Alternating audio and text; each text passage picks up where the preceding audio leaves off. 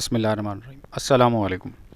आज vector addition के बारे में स्टडी करेंगे, वेक्टर की प्रोजेक्शन के बारे में स्टडी करेंगे। सबसे पहला क्वेश्चन है, फोर फोर्सेस हैं जो एक पार्टिकल पे एक पॉइंट पे एक्ट कर रही हैं और उनका रिजल्टेंट हमें फाइंड आउट करना है। तो जो फोर फोर्सेस हैं उनकी हर एक फोर्सेस की एक्स वाई जेड डायरेक्शन में उनकी वैल्यूज़ गिवन है। एक्स डायरेक्शन में आई से रिप्रेजेंट होगा, वाई एक्सिस की डायरेक्शन में जे से और जेड एक्सिस की डायरेक्शन में के से रिप्रेजेंट होगा। तो जब ये फोर फोर्सेस को हमने ऐड करना है तो इसका रिजल्टेंट फाइंड आउट करना है और रिजल्टेंट का मैग्नीट्यूड फाइंड आउट करना है। तो सबसे पहले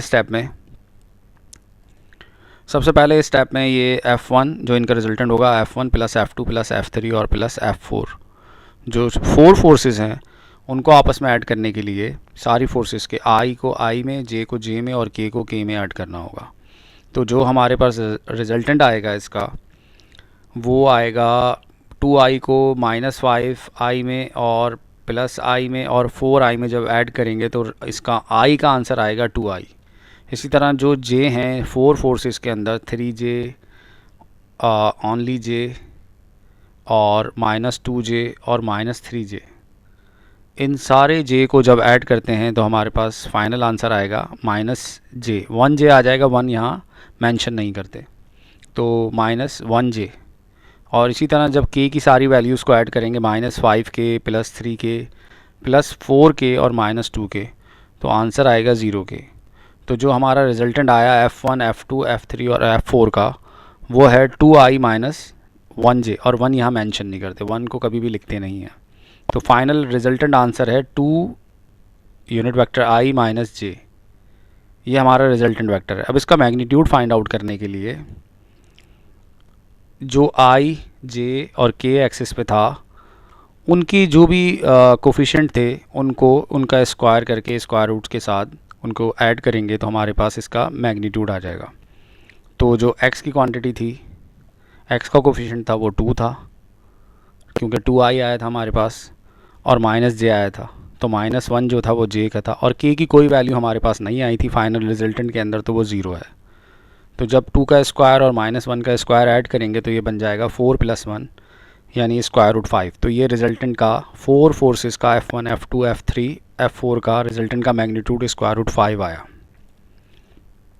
अच्छा जी, दूसरे क्वेश्चन में कह रहे हैं find the projection of vector A on the direction of another vector B। एक वेक्टर A है जिसको मेंशन किया गया है, उसकी i, j, k की वैल्यू से, किसी भी वेक्टर को मेंशन करने के लिए उसकी i, j, k वैल्यू से मेंशन किया जाता है, x एक्सिस पे, y एक्सिस पे और z एक्सिस पे। तो A वेक्टर को फाइंड आउट करना है इसका प्रोजेक्शन वेक्टर B के ऊपर। अब ये वेक्टर A है और इसका प्रोजेक्शन जो इसका शेडो आ रहा है B के ऊपर वो फाइंड आउट करना है। तो इस तरह के क्वेश्चंस के अंदर सबसे पहला काम ये करना है कि अगर A का प्रोजेक्शन B के ऊपर फाइंड आउट करना है तो B का यूनिट वेक्टर आपके पास होना चाहिए, और यूनिट वेक्टर फाइंड आउट करने के लिए वेक्टर B को उसके मैग्नीट्यूड से डिवाइड कर देंगे तो उसका B का यूनिट वेक्टर फाइंड आउट हो जाएगा। और यूनिट वेक्टर की रिप्रेजेंटेशन के लिए उसके ऊपर कैरेट का साइन आता है। उसके बाद वेक्टर A को B से मल्टीप्लाई कर देंगे, इसके B के यूनिट वेक्टर से मल्टीप्लाई करेंगे तो वेक्टर A का प्रोजेक्शन जो B की डायरेक्शन में होगा वो फाइंड आउट हो जाएगा। तो A का प्रोजेक्शन B के ऊपर फाइंड आउट करने के लिए पहले B का यूनिट वेक्टर फाइंड आउट करना होगा और उस यूनिट वेक्टर को A से मल्टीप्लाई करना होगा, जबकि B का यूनिट वेक्टर फाइंड आउट करने के लिए वेक्टर B को उसके मैग्नीट्यूड से डिवाइड कर देंगे। तो B का यूनिट वेक्टर फाइंड आउट करते हैं तो उसमें सबसे पहले वेक्टर B को लिखते हैं और उसको डिवाइड करते हैं उसके मैग्नीट्यूड से, और वेक्टर B का मैग्नीट्यूड उसके कोफिशिएंट i, j और k से आएगा। 4 का स्क्वायर, -4 का स्क्वायर और 7 का स्क्वायर, ये मैग्नीट्यूड है। वेक्टर B को उसके मैग्नीट्यूड से डिवाइड कर रहे हैं। तो जब डिवाइड कर रहे हैं तो 4 का स्क्वायर, -4 का स्क्वायर, 7 का स्क्वायर, इन सबको प्लस करते हैं तो 81 आ जाता है। तो स्क्वायर रूट 81 जो है वो 9 आ जाता है। और वेक्टर जो लिखा था vector B 4i - 4j plus 7k वो वैसे ही लिखा रहेगा, लेकिन जो इसका मैग्नीट्यूड था वो 9 आ गया, उसको लिख देंगे। तो यूनिट वेक्टर B हमारे पास आ गया है 4i - 4j plus 7k upon 9।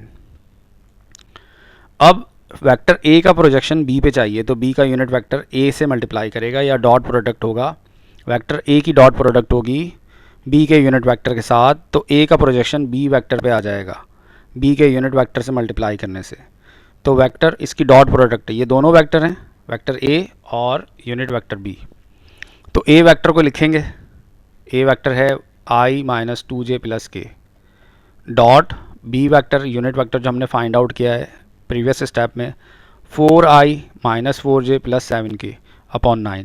दोनों की डॉट प्रोडक्ट करते हैं और डॉट प्रोडक्ट करते हुए ये ख्याल रखना है कि आई डॉट आई 1 होगा, आई डॉट जे 1 होगा, के डॉट के 1 होगा।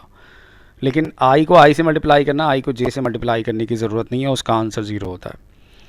तो 1/9 कॉमन है इन दोनों ब्रैकेट्स में, इसको बाहर लिख दिया इस तरफ अलग करके, और आई को आई से मल्टीप्लाई किया तो ये 1 है कोफिशिएंट और ये 4 है, 4 1 4, और आई डॉट आई का मतलब होता है आई डॉट प्रोडक्ट है और इसका आंसर 1 होता है।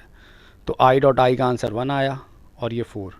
इसी तरह जे को जे से मल्टीप्लाई किया तो -2 मल्टीप्लाई बाई -4, ये बन गया आपके पास 4 2 8, और जे डॉट जे जो मल्टीप्लाई करके आंसर आएगा वो 1 आएगा। इसी तरह के लिए आएगा, यहाँ कोफिशिएंट के का 1 है, 7 1 7, और के डॉट के को मल्टीप्लाई करेंगे तो के डॉट के का आंसर 1 होता है। तो के डॉट के का आंसर 1 आ गया। तो इस तरह आई डॉट आई का आंसर 1, जे डॉट जे का आंसर 1, के डॉट के का आंसर 1।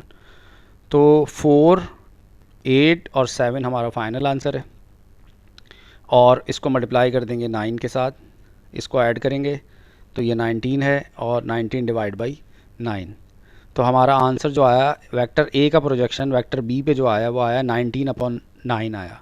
और ए का प्रोजेक्शन बी के साथ वेक्टर बी पे फाइंड आउट करने के लिए पहले हमने बी का यूनिट वेक्टर फाइंड आउट किया, और जो वेक्टर बी का फाइंड आउट किया वो ये है, उसको ए से मल्टीप्लाई किया। तो फाइनल आंसर ए का प्रोजेक्शन वेक्टर बी पे 19/9 आया। और मैं रिपीट कर दूं कि वेक्टर ए का प्रोजेक्शन वेक्टर बी पे फाइंड आउट करने के लिए वेक्टर बी का यूनिट वेक्टर पहले फाइंड आउट किया, जो मैंने प्रीवियस स्टेप में बताया था। ये आज की वीडियो थी। Thank you.